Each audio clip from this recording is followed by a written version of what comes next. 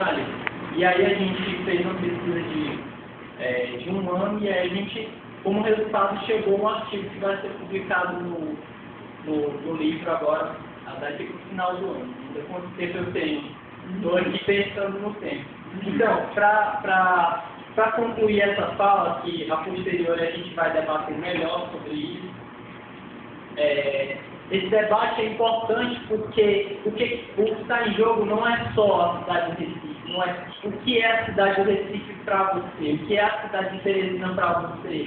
A imagem que você tem na cidade, como a Daniela falou, você se ocupar na cidade, você produzir um audiovisual, você está, de certa maneira, ocupando um espaço e dizendo, olha, eu sou teresinense, eu sou cabeludo, eu produzo filmes. Você está, de certo modo, escrevendo uma história ao seu modo, de maneira mais subjetiva, como falou o Hernando. E aí eu vou concluir minha fala.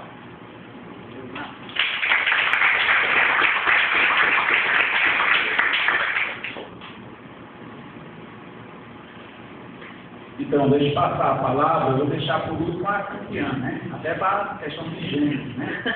Passar a palavra para o professor Aristide. Boa tarde. O trabalho que a gente está fazendo dentro do GT, focando a figura do Gilmar Indivíduo, é a continuidade dessa reflexão que está sendo travada dentro do cinema super-herói, né? Do cinema super-herói no Brasil, onde o professor Edvard, com Jairman, a Renata, estão trabalhando, focando como essa novidade, a câmera, a vitória super-herói, chegou em Teresina, e que repercussão artística esse cinema experimental provocou, não só no Nordeste, mas no próprio cinema brasileiro.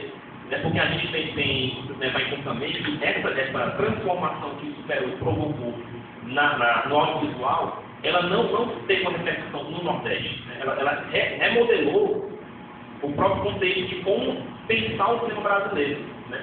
O cinema brasileiro, do 35mm profissional, né, financiado por Embrasil e suas instituições, é totalmente rompido e ressignificado por um cinema caseiro, comercial, editado em casa, feito por amigos que assistem na garagem ou dentro de um circuito totalmente distante do que vamos dizer assim, o circuito oficial predomina.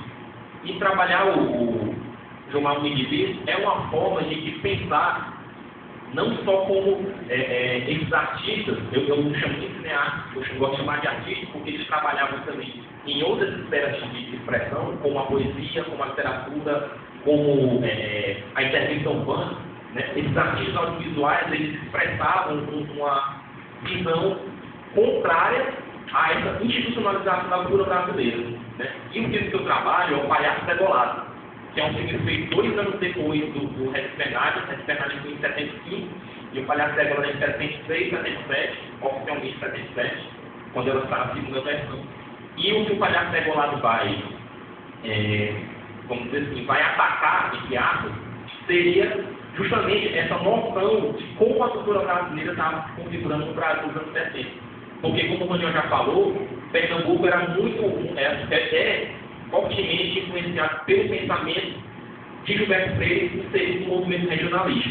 Né? E, a partir dessa retomada do movimento regionalista nos anos 20, né, obcecado em tentar buscar uma essência da cultura brasileira no Nordeste, que seria uma região intacta das invasões, das transformações no Brasil, esse pensamento freiriano regionalista acaba se estendendo por outras gerações.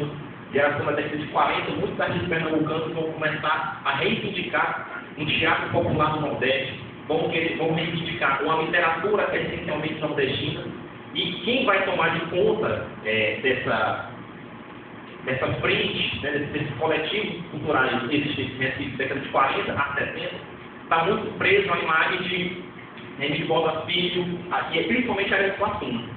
E com isso, a Ariano Suassuna vai ter uma grande influência na cultura nordestina, onde ele vai participar, né, do Conselho Federal de Cultura. Isso já é um diálogo muito forte do governo brasileiro em tentar construir uma identidade tipicamente nacional.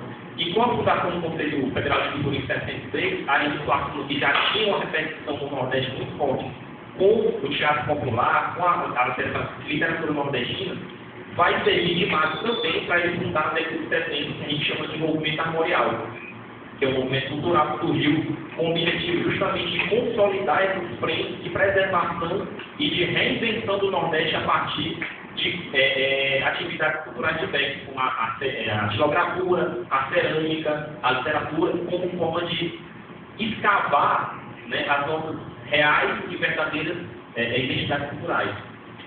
E esse discurso preservacionista, de manutenção de uma essência na cultura brasileira, faz com que os artistas contemporâneos que estavam ligados a uma transformação radical no modo de ver a cultura, reagissem contra o pensamento armorial e trocológico freio.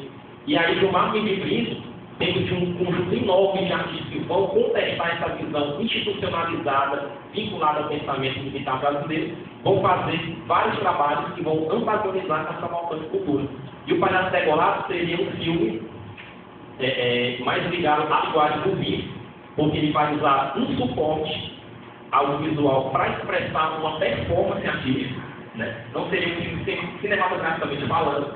Ele vai traçar um percurso irônico do que seria a nossa cultura brasileira. E ele vai se vestir de palhaço, em significado da cultura, como uma forma de fazer uma transgressão autorizada